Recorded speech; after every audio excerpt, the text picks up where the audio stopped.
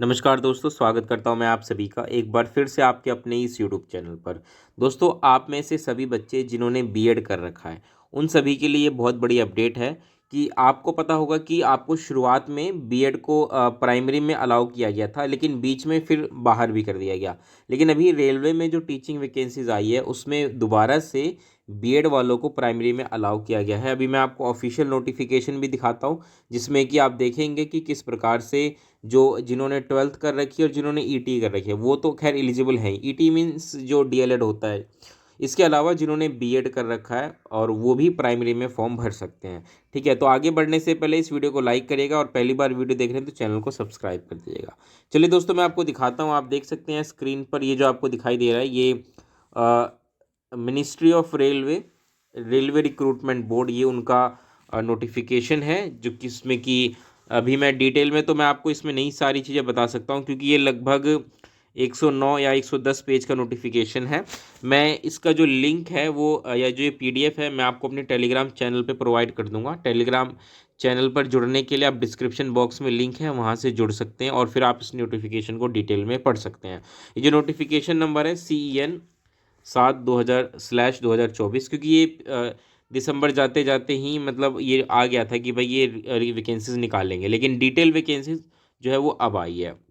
तो मैं सीधे आपको वहीं पर लेकर चलता हूँ जहाँ पर कि बता रखा है कि बीएड वाले भी फॉर्म भर सकते हैं। ये हमें पेज नंबर 86 87 पे जाना पड़ेगा, जो कि आप देख सकते हैं काफ़ी नीचे है। इस दौरान इसमें बाकी सभी पोस्ट के बारे में चीज़ें बता रखी हैं, जैसे कि पीजीटी टीजीटी, उन सभी का बता रखा है एक एक करके कि भाई कौन किस पोस्ट के लिए है और कितनी वैकेंसीज़ हैं और क्या क्या मिनिमम क्वालिफ़िकेशन है, ये सारी चीज़ें बता रखी हैं। ठीक है, तो अभी तो हम 45 पर ही पहुँचे, अभी और भी नीचे हमें जाना पड़ेगा।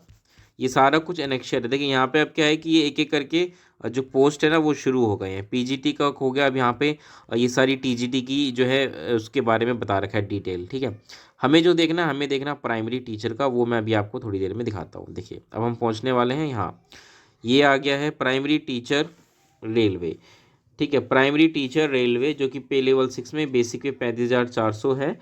मिनिमम एज 18, मैक्सिमम एज 48 साल है। अब इनके लिए अगर आप क्वालिफिकेशन देखेंगे तो यहाँ पर मैं आपको दिखा देता हूँ।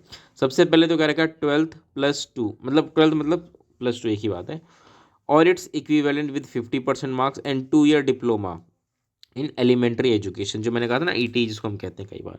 इसके अलावा अगर आपने 12th कर रखा है with 45% marks and 2 year diploma in elementary education in accordance with NCTE. ठीक है, इसके अलावा 12th और it's equivalent with at least 50% marks and 4 year bachelor of elementary education, जिसको बीएलएड कहते हैं आजकल, वो भी चलता है, तो वो भी इसमें अलाउ कर रखा है। इसके अलावा 12th with at least 50% marks and 2 year diploma in education या स्पेशल एजुकेशन, जो कि स्पेशल एजुकेटर होते हैं वो उनके लिए। अब जो महत्वपूर्ण बात है वो अब आप देखिएगा, graduation with 2 year diploma in elementary, मतलब अगर आपने ग्रेजुएशन कर रखा है और डीएलएड कर रखा है, ये उनके लिए है। लेकिन अगला जो मैं आपको बता रहा हूँ, ये देखिए यहाँ पे क्या रखा है, graduation with at least 50% marks and bachelor of education, यानी कि बीएड। तो अगर आपने बीएड कर रखा है और ग्रेजुएशन कर रखा है तो भी आप इस फॉर्म को भर सकते हैं। इसके अलावा अगर आपने पोस्ट ग्रेजुएशन कर रखा है 55% मार्क्स के साथ तब, और अगर आपने 3 ईयर का इंटीग्रेटेड बीएड एमएड कर रखा है तब भी आप जो है इसमें फॉर्म भर सकते हैं। इसके अलावा टेट होना बहुत ज़रूरी है, टीचर एलिजिबिलिटी टेस्ट। अब देखिए यहाँ पे सी टेट की बात नहीं कर रखी है, आपके पास सी टेट हो या कोई भी टेट हो, वो सभी इसमें फॉर्म भर सकते हैं।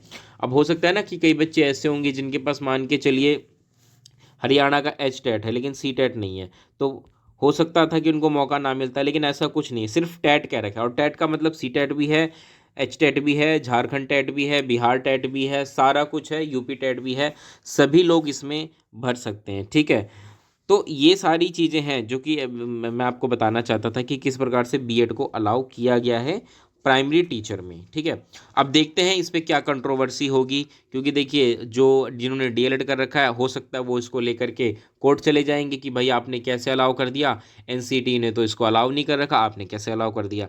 तो आने वाले समय में इस भर्ती को लेकर कुछ भी हो सकता है, अभी हम कुछ नहीं कह सकते, लेकिन अभी का जो स्टेटस है वो यही है कि बीएड वाले भी इसमें अप्लाई कर सकते हैं। ठीक है, तो ऐसे सभी बच्चे जो अप्लाई करना चाहते हैं कर सकते हैं। इस वीडियो में इतना ही रखता हूँ। कैसी लगी वीडियो बताइएगा, लाइक करिएगा, शेयर करिएगा, चैनल को सब्सक्राइब करना मत भूलिएगा। मिलते हैं अगली वीडियो में, तब तक के लिए नमस्कार, धन्यवाद।